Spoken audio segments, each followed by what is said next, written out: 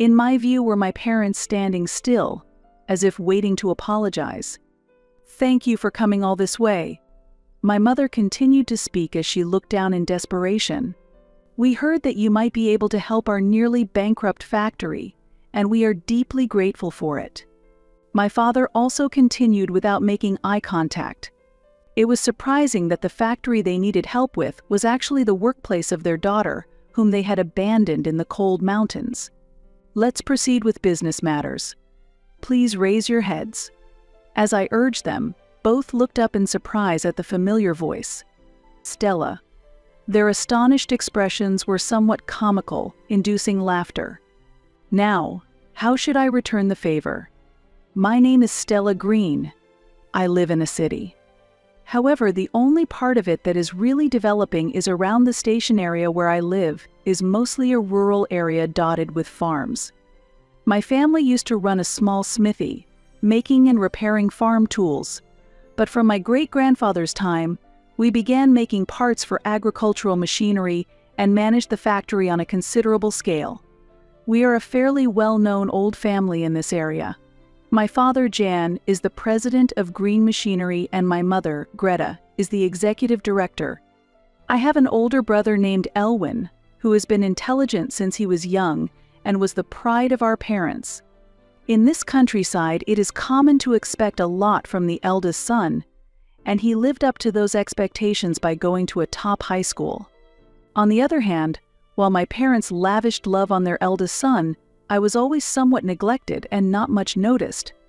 In the traditional thinking of the countryside, it is assumed that women will eventually leave the family home.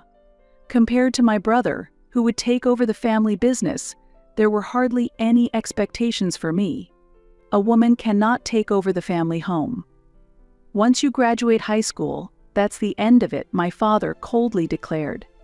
I was a middle school student at the time, understanding my role and deciding to focus on my studies.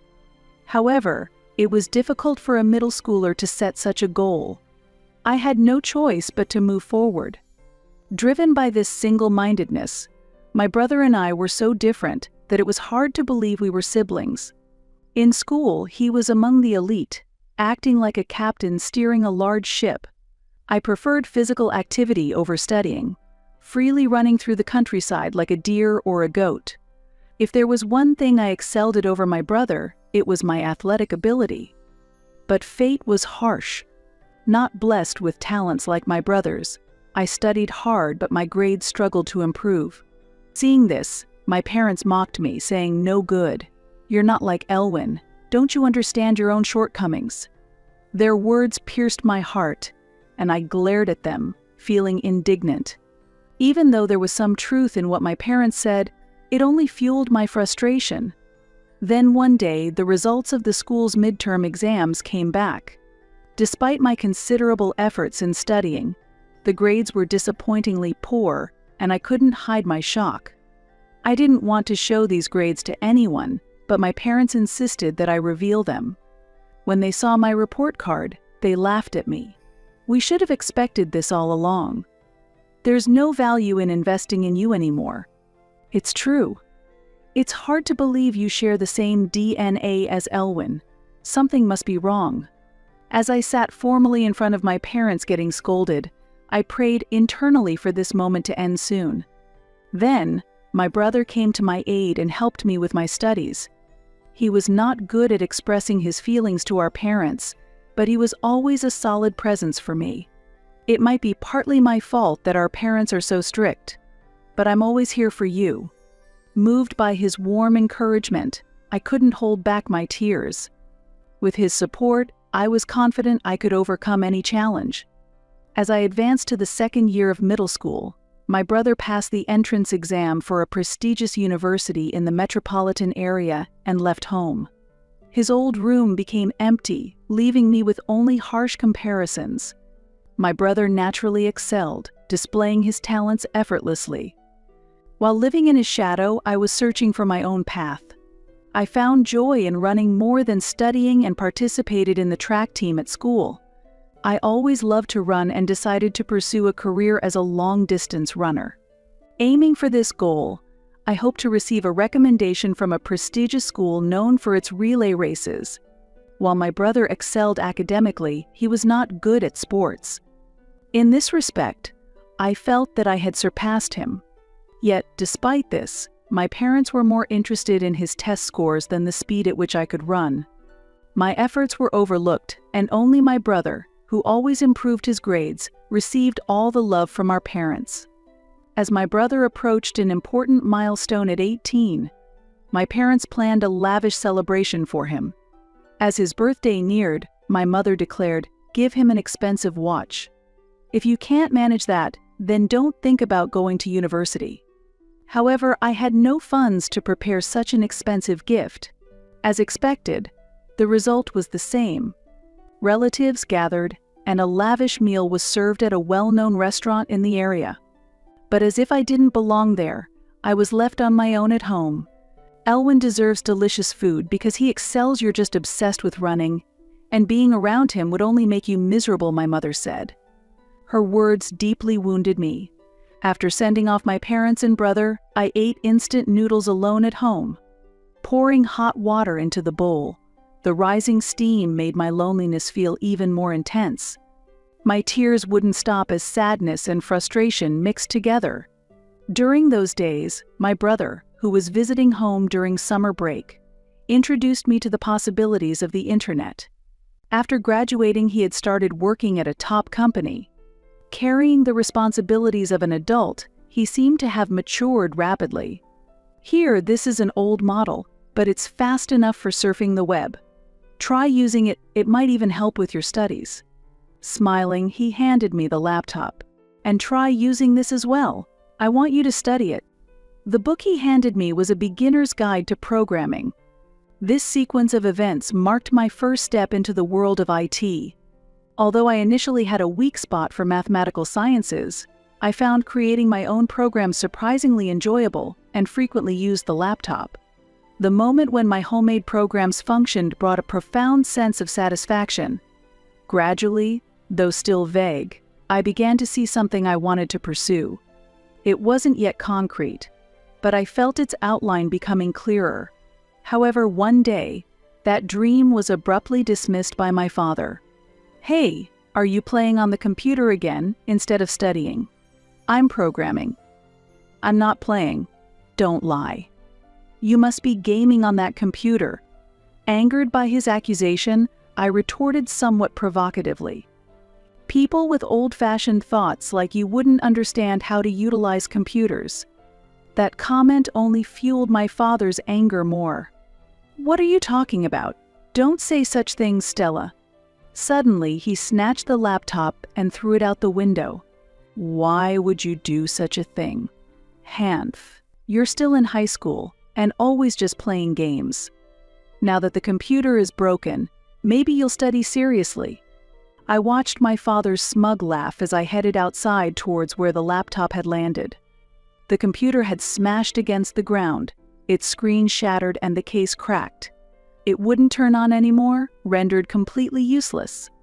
Just as programming was starting to captivate me and a hopeful future seemed visible, I gathered the broken pieces of the laptop, engulfed in deep sadness. The precious laptop gifted by my brother was tragically destroyed. Without the money for repairs, it seemed like my newfound dream might disappear too. Standing before the remnants of my broken laptop, I was overwhelmed with despair. The precious gift from my brother had turned into mere junk. Unable to afford the repair costs, I had no room to search for new hope. However, on my way to school weighed down with heavy feelings, a friend made an unexpected suggestion that offered a glimmer of hope. "Why don't you use the school's desktop computers?" The teacher agreed, and the school's computer room became my new sanctuary after class. There, a reliable desktop computer awaited me. It was an immovable foundation of stability for me. As I spent more and more time with the school computers on weekends, a teacher who noticed my enthusiasm offered additional support. I became absorbed in programming. Throughout high school, I gradually refined this skill. Then, in the summer of my sophomore year, I took part in a summer course in New York, suggested by my brother. I covered the transportation costs with money I earned from part-time jobs. I stayed in the dormitory of the company where my brother worked, dedicating my days to the course and receiving special lessons in the evenings from my brother and his unique friend, Alan. Alan is a bit quirky, but he's not a bad guy, so don't worry. He's not used to being around women since he went to an all-boys school, so don't tease him too much. What are you saying? I've had my share of interactions with women, you know? Oh, really? When was that? When we did the folk dance in elementary school. We couldn't help but suppress our laughter during this heartwarming exchange. Alan's innocence added a special color to our summer. With that smile, my passion for programming accelerated even further. By the end of the summer, a new chapter in my life had begun. With the help of my brother and his friend Alan, I had delved deep into the world of programming and was completely captivated by its allure. Alan was different from my brother, behaving like the son of a genteel family, polite and refined. He was a bit eccentric, but I never felt any malice from him, and I found myself somewhat charmed. I was entering the summer of my final year in high school. When my computer was destroyed earlier, my brother had apologized, but during the summer break when he came home, he secretly brought a used laptop with him. It was a gift from Alan. Alan's quite wealthy, you know. When I asked if he had any unused computers, he gave this one, my brother said, chuckling mischievously. He said he wanted to give it to you as a present, so I brought it right over. Seems like he's quite fond of you, he added.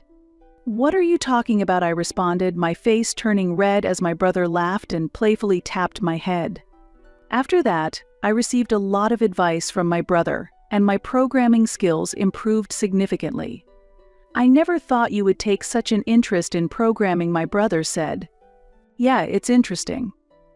Sometimes unexpected things happen when there's a mistake in the calculations, but it's really thrilling when you solve it, I replied. But programming was more than just a hobby for me. I was deeply passionate about it, and the joy of seeing my own programs function was indescribably precious. With this passion, I made the decision to leave home. I bid farewell to university life and decided to work for a company in the metropolitan area. I was determined to follow the path I had chosen. With a brand new computer in hand, I continued to move steadily towards the future. While enhancing my programming skills, my adventure was still ongoing. One day, while packing for a new life under the cold winter sky, my parents suddenly called me. Normally, I would expect an unpleasant topic, but surprisingly, a different conversation came up. Let's all go on a trip together, my father suggested. Family trips from my childhood felt like distant memories. We decided to use a hotel voucher my uncle had won in a lottery. I was a little excited about the family trip that my brother, who was also coming home, would join. On the day of the trip, we headed for a hotel situated in a heavily snow-covered area, with my father driving. Unusually, my parents seemed to be in good spirits, engaging in conversations that mostly revolved around my brother's job and the struggles of my father's factory due to the economic downturn, leaving me out of the discussions. The hotel was unexpectedly luxurious, and we were thoroughly relaxed by the pool and delicious meals. However, the kindness from my parents felt somewhat unnatural. Waking up in the middle of the night to use the bathroom, I overheard whispered voices from my parents' room. We can't afford to spare any more money on her food. If we leave her behind, she'll understand. Yes, it's time for a big house cleaning. They were planning to force me out of the house. I am destined to be abandoned. Accepting this seemed to be my only option. With a heavy heart, I left home. The drive back was quiet, possibly due to everyone being tired, with little conversation.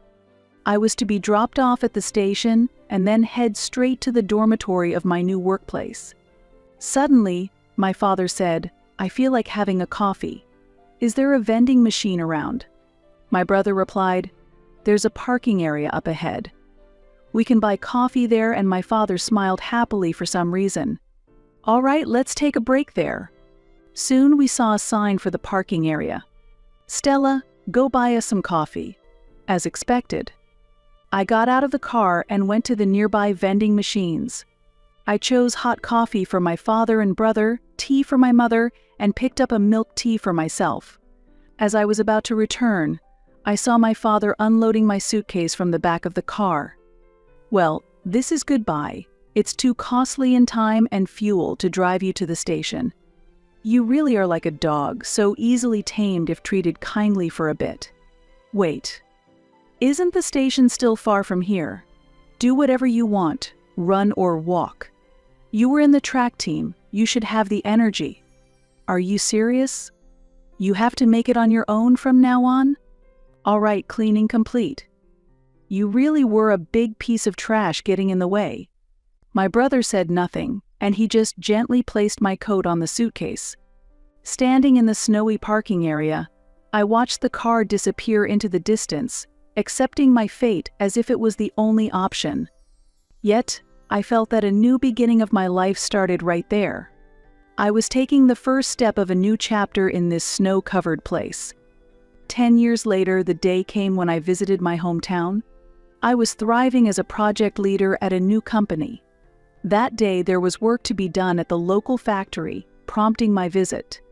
I felt a twinge of excitement mixed with the resurgence of painful memories from the past. Eventually, the familiar factory came into view. Stella. My heart leapt at that voice. Brother. My brother, who had stepped out of a car, walked towards me smiling and waving. "I was worried you might get lost. The scenery has changed quite a bit. No worries, the GPS guided me well." My brother immediately started talking about work. "About this project, the other party has high expectations, so we need to be prepared." I smiled provocatively. "Well, let's see how long you can keep up that energy. Don't underestimate me, I've been toughened up by the city. You've really become strong." My brother was impressed as he said that. "It's all because I've been pushing myself hard. I naturally become stronger. Our reunion was indeed orchestrated by this job."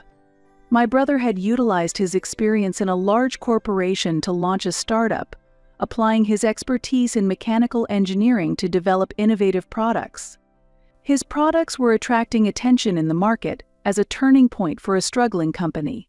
Suddenly, our hometown factory faced a financial crisis. That's why my brother reached out to me, proposing a new project. "Let's get going." I gathered my spirits and headed to the factory with my brother, my face prone to smiling. Opening the factory doors, a chill air mixed with memories from the past greeted us. It was like the scent of a distant past silently awakening. Yes, this place was my childhood home. And then, as if the curtain of a play was lifting, a defining moment arrived. In my view were my parents standing still, as if waiting to apologize. "Thank you for coming all this way." My mother continued to speak as she looked down in desperation. "We heard that you might be able to help our nearly bankrupt factory, and we are deeply grateful."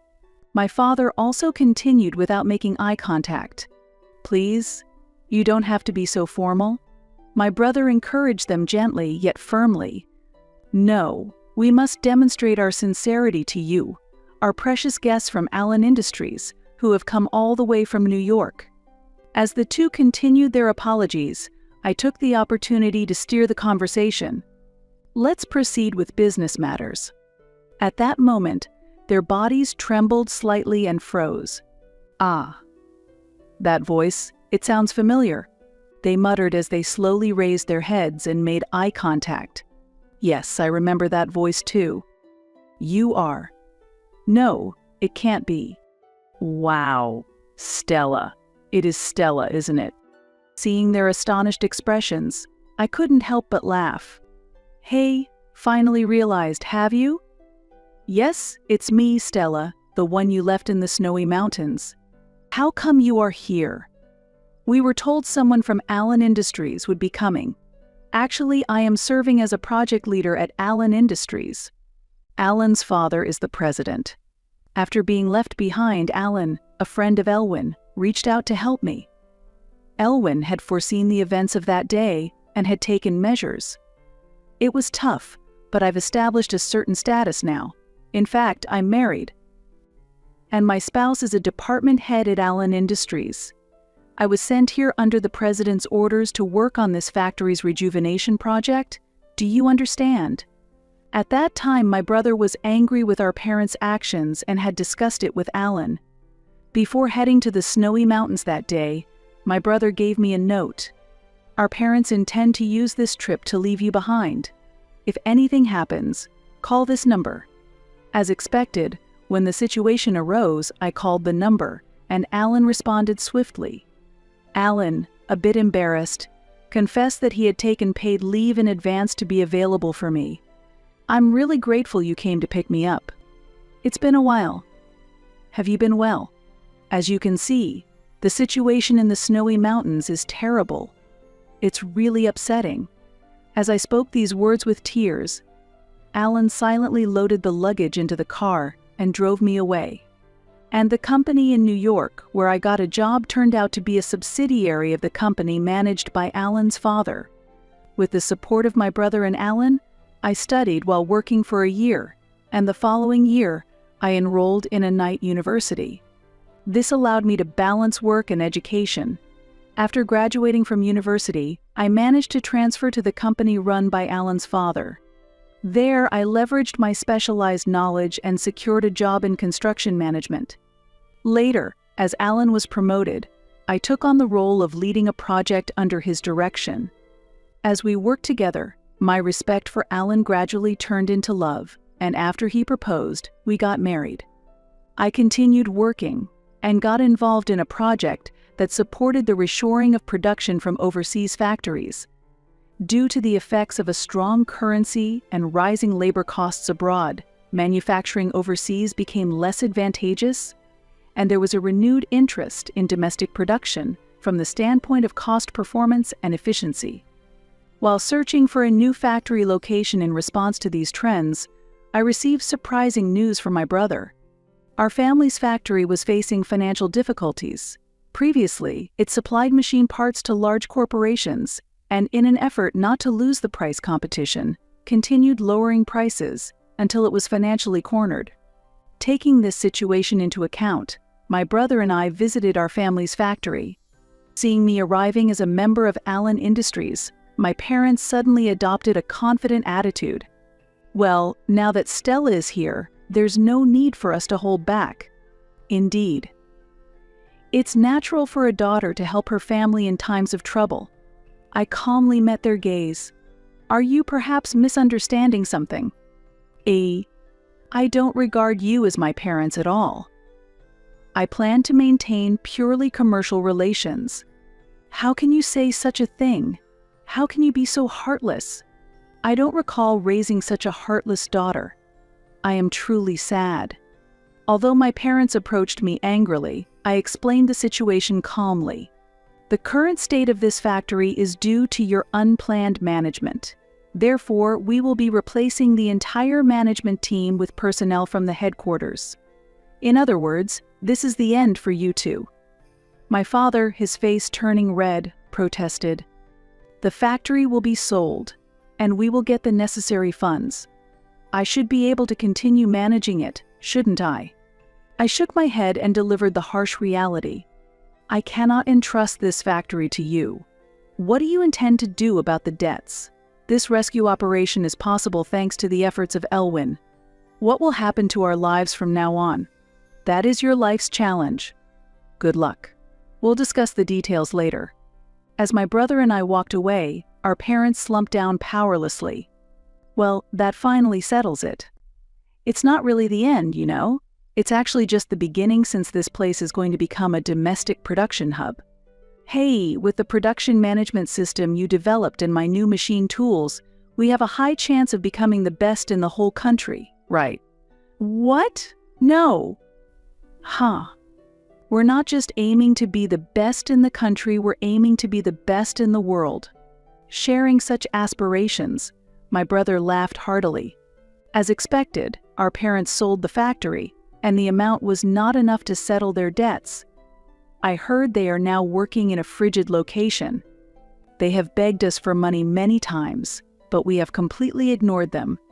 However, I couldn't do nothing, so I decided to send them the disposable hand warmers I collected during my college days. It was an ironic act of giving back, considering they had left me out in the cold. Meanwhile, the purchased factory has been infused with new life and is shining after renovations. The new factory has centralized the processes from manufacturing to inventory management and shipping, providing new employment opportunities to the local community and receiving significant appreciation. Together with my husband, I'm driving new projects to expand our division. In the future, we plan to focus on supporting American companies in their overseas market expansions and business partnerships. We lead busy lives, but a few times a year, we enjoy a rest at that distant hotel. Every year when it starts to snow, I remember that particular parking area and feel a stir in my heart. This year again, I find myself visiting that place. What are you thinking about? Reflecting on the past again, my husband asked gently. Yes, this place holds unforgettable memories that linger in my heart, I responded. Me too. It all started here, he said with a smile.